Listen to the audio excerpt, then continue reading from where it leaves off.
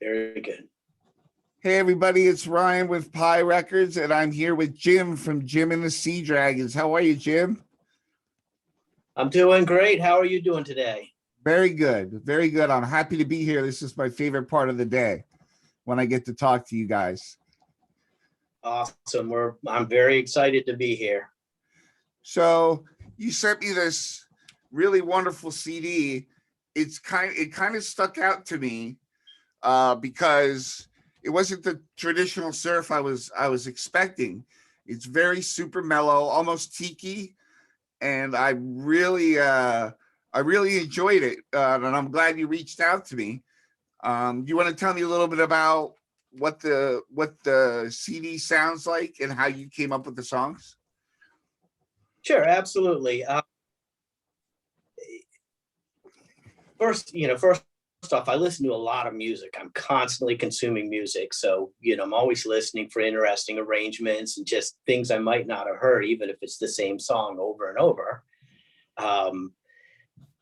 But my real inspiration, I would have to say, comes from that sort of 60s West Coast sound. All the folks that were putting out stuff on all the folks from the Wrecking Crew and stuff like that. And, when I was growing up, all the music, I grew up in the 60s. So all the music I'm listening to, whether it's, from one band or another, turns out it's all the same musicians. Yeah. And, and I love that sound. They can even take something that's fairly simple and just, they put their all into it, and it really comes across. So I'm interested in learning more about the tiki, the tiki sound. It's more of like a culture other rather than just music. You want to talk about that a little bit? Oh, absolutely. And I'm kind of thinking about that today because I play a lot of ukulele as well. And I was just all for the whole tiki thing. And you can kind of trace it back to the turn of the century, early 1900s, when Hawaii came over for the Pan Pacific Expo. And, all that Hapa Haole kind of kitschy music came through. And then things quieted down for a bit. And then it turned around to the 50s with Arthur Godfrey and all those guys picking up ukes and everything again. And we were looking for some more fun, I guess, and tiki bars and stuff started popping up. And currently, it's this great mashup because tiki and surf and rockabilly all kind of go hand in hand these days. Yeah, totally.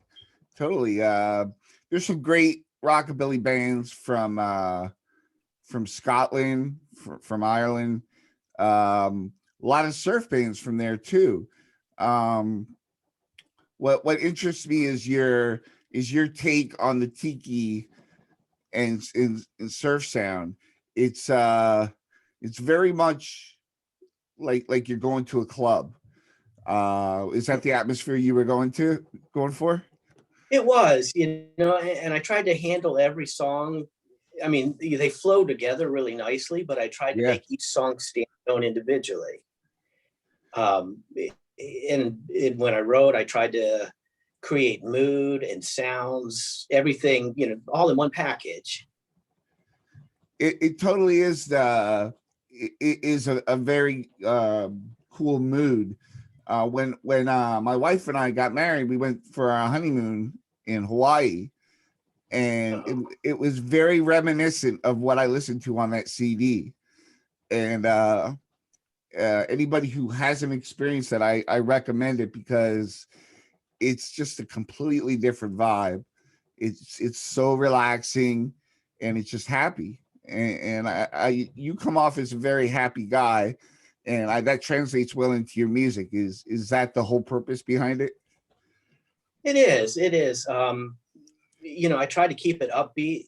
I mean, it's a little self-indulgent because I like to play what I like to hear. So that kind of it motivates me even more. And since, I'm the main songwriter and performer, I run through, dozens and dozens of takes until I hear that sound I'm really kind of looking for. And then, I pass it around to my poor suffering coworkers. And if they like it, then I know I'm doing a good job. Awesome. So you play all the instruments yourself? I played everything, but I didn't play the drums. I didn't play the keyboards. I'm fairly new to guitar, so what you're hearing on there is a lot of takes. Some of the 12-string parts I farmed out because I'm pretty much a bass player, so all those tiny little strings just confuse me. So Well, that is interesting because it has a very full sound. The people that you hooked up with, are they going to be playing with you when it's time to go and play out? unfortunately not, because there's a music service called Sound Better. I don't know if you've ever heard of it. Basically, you put your job out there and you get bids on it to play the parts. Oh, And I did a little search because I'm a huge XTC fan. oh yeah. And yeah, I mean, I love them. And I got in touch with Chuck Sabo, who's been kicking around for a long time. He started with the Comatines in New York, and he's played with Andy Partridge, and he can be a real good name dropper. And sent the tracks out to him, and what he came back with was just very musical and motivated me to push myself even harder. And it just comes across because he's just a great musician. That's awesome. I'm assuming that's like a file sharing program, kind of like BandLab, where you can add your own tracks to it and then send it back. Yes, exactly.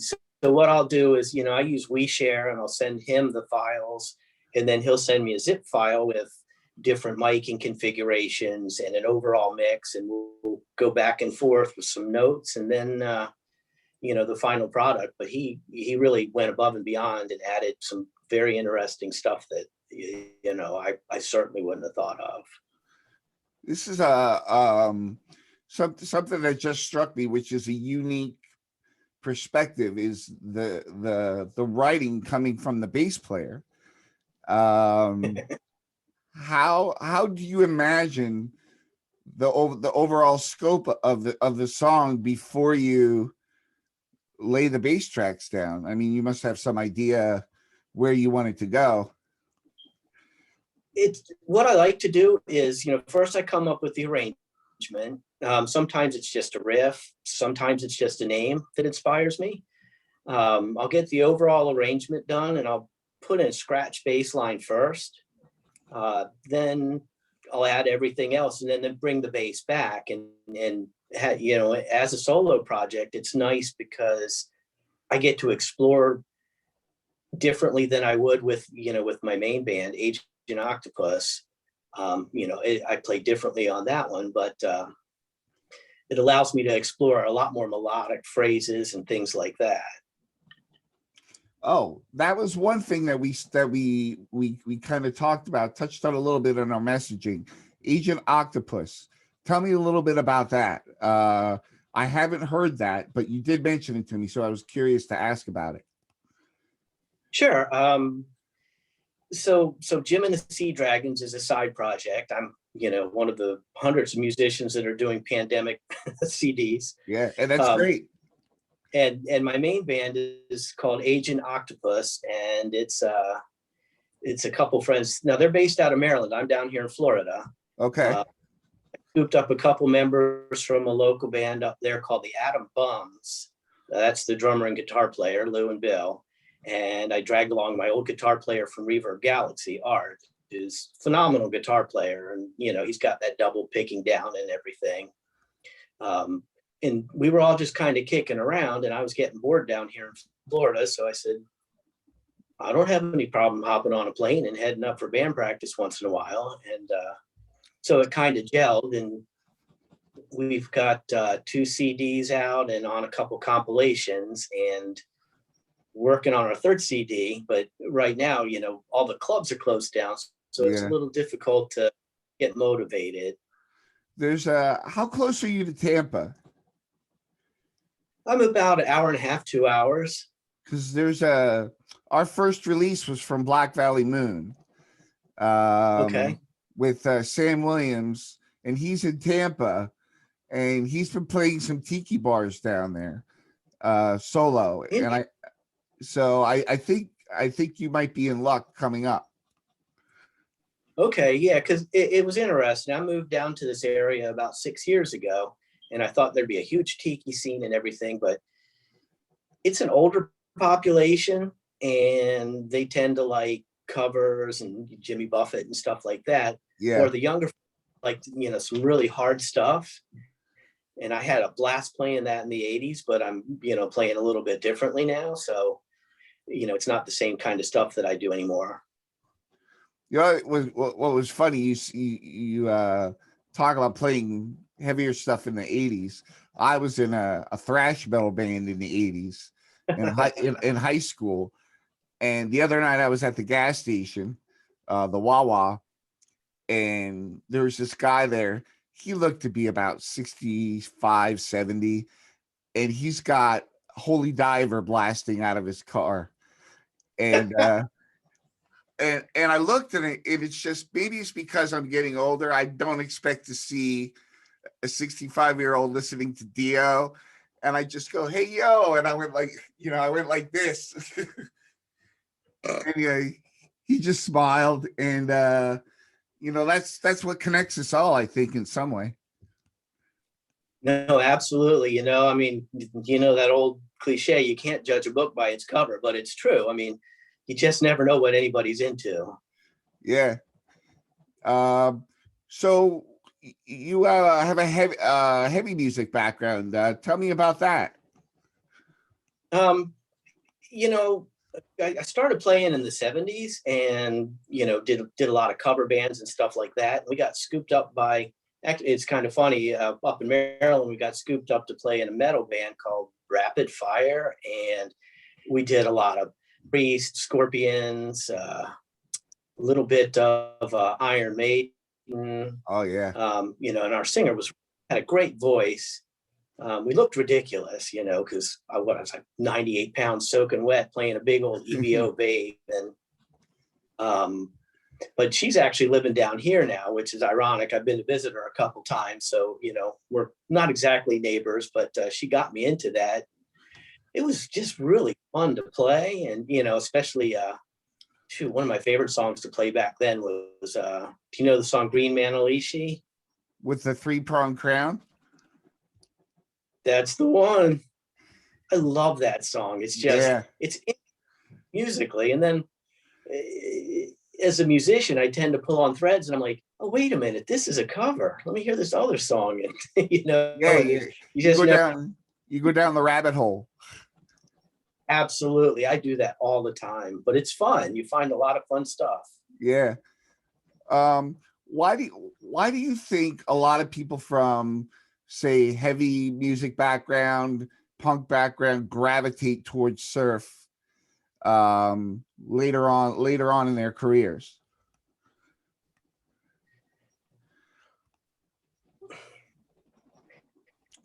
I mean, personally, um, I know that we used to play a lot of aggro stuff. Like I said, in the '80s, we played a lot of Dead Kennedys and Agent Orange and some of the heavier bands. And as we get a little older, I don't want to sound like I'm senile yet, but to get a little older, it's fun to slow down a little bit, and for me anyway, and kind of explore, step back and explore what can be done with with melody and stuff like that.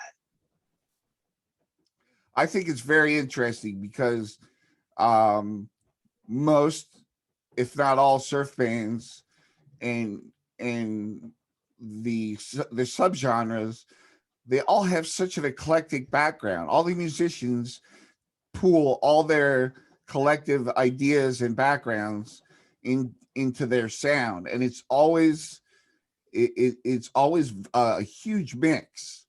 Do you think that influences your writing? Oh, absolutely. Because and also coming up from being a bass player, because you're really the side man there and you're playing to the song.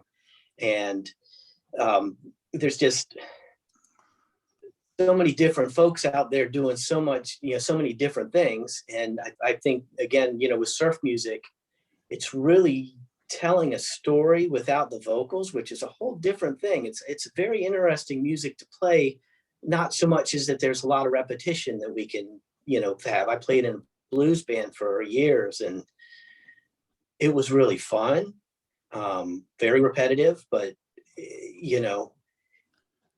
it was, a good way to just have a good time.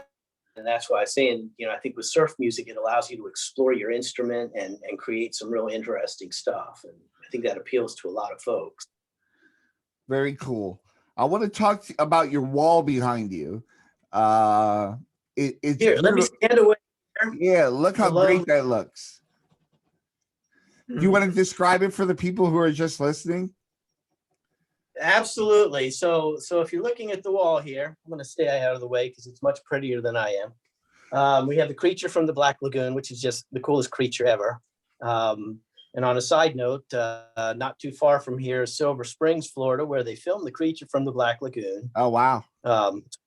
Great day trip. Again, I'm not the greatest musician. So what I like to do is I like to have a lot of different tools to work with. So on the left is a short scale bass strung with flats, and that sounds really good in the recordings. The Gretsch for that kind of rockabilly sound. The bass in the middle is something I built a couple years back. Oh, wow. And I had a buddy of mine spray it, Chartreuse Sparkle. I love sparkly things. Go figure. To the right of that is a Mosrite I just picked up. Oh, wow. And yeah, it's fun. It's 1966 Mosrite, and just real fun to play. My uncles were in surf bands, and they used to play Mosrites.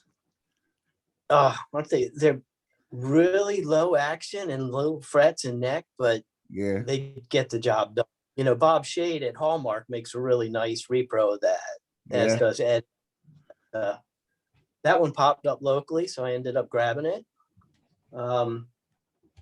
Now I try to stay away from traditional sounds because there's so many good people out there doing it right now.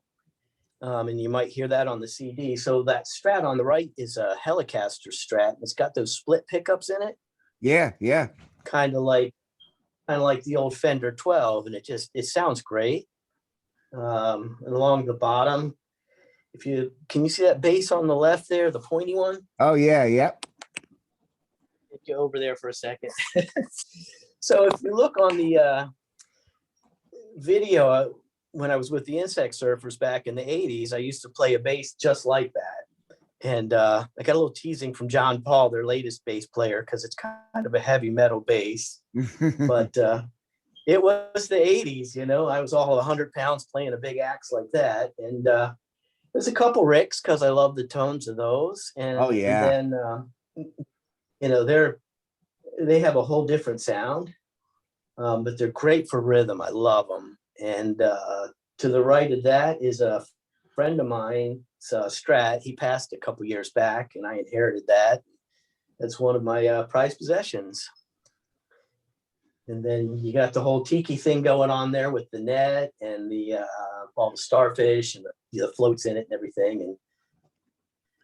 And you take you around just a little bit more. You have your ukuleles over there?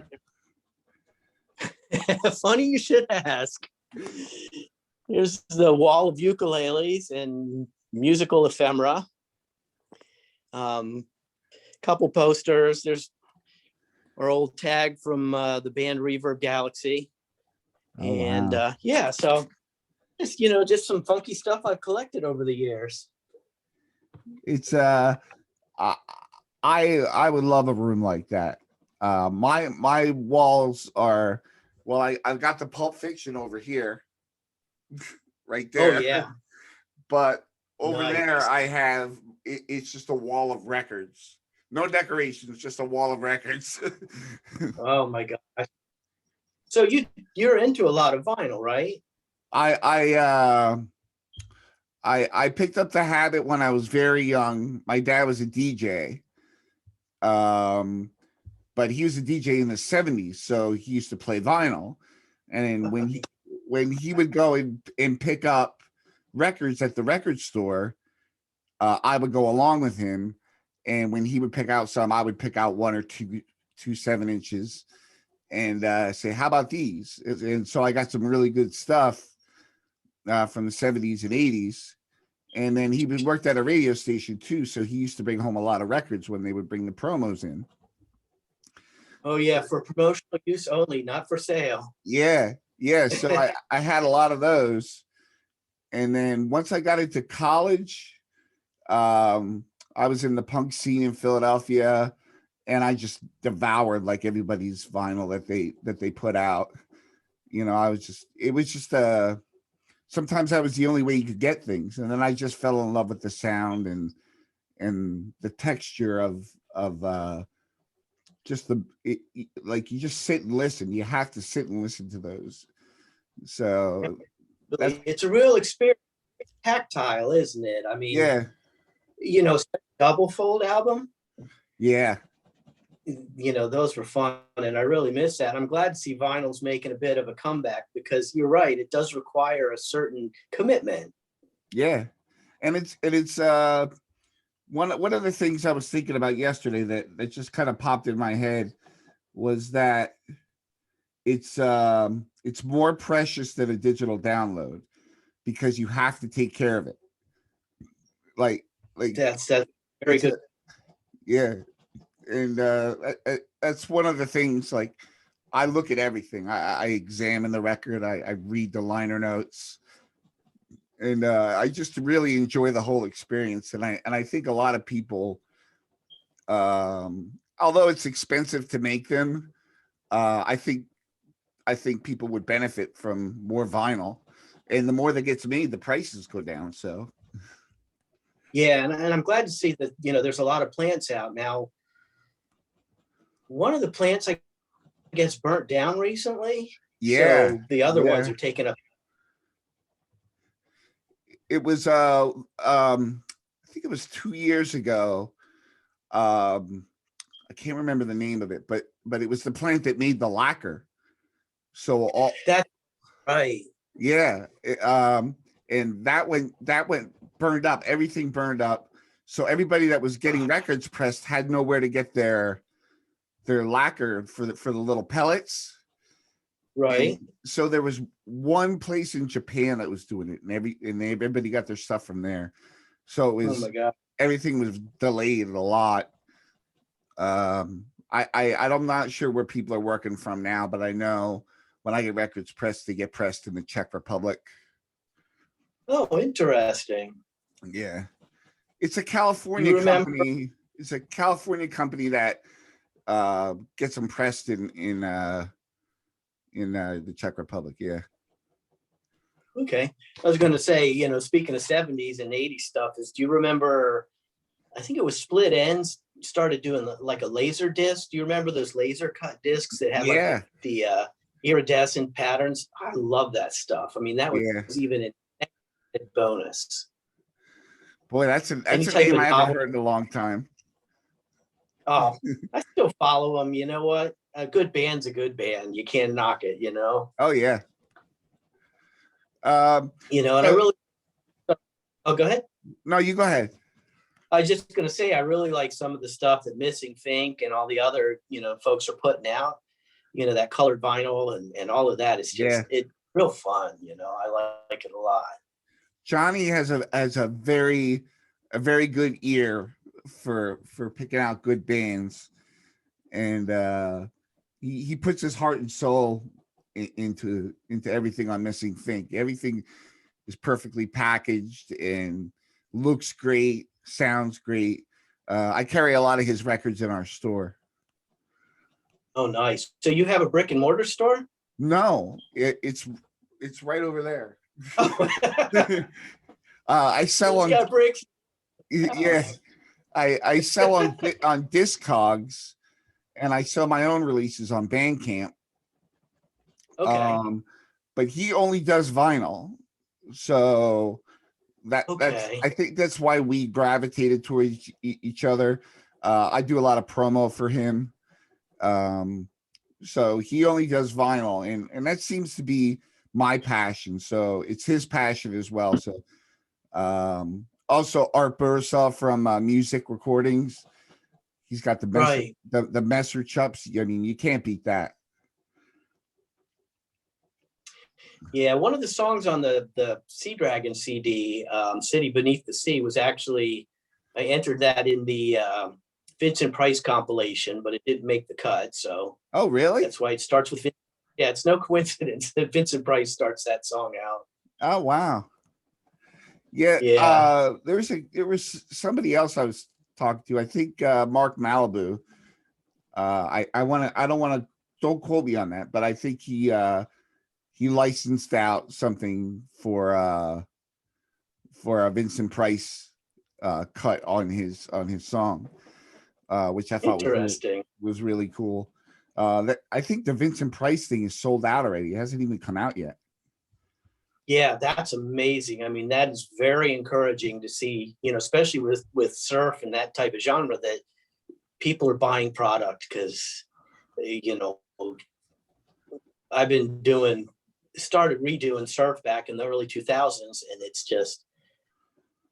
it's been an uphill climb, but you see more and more folks reaching out and enjoying it and supporting it, which is really nice. I what I love is partly I do listen to digital because I love to listen to music in my car. Sure. So I put on mostly it's the bands that I interview. I'm listening to them, getting to know their music, and I have about an hour and a half commute to work.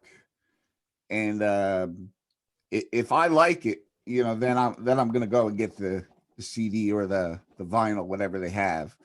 Nice.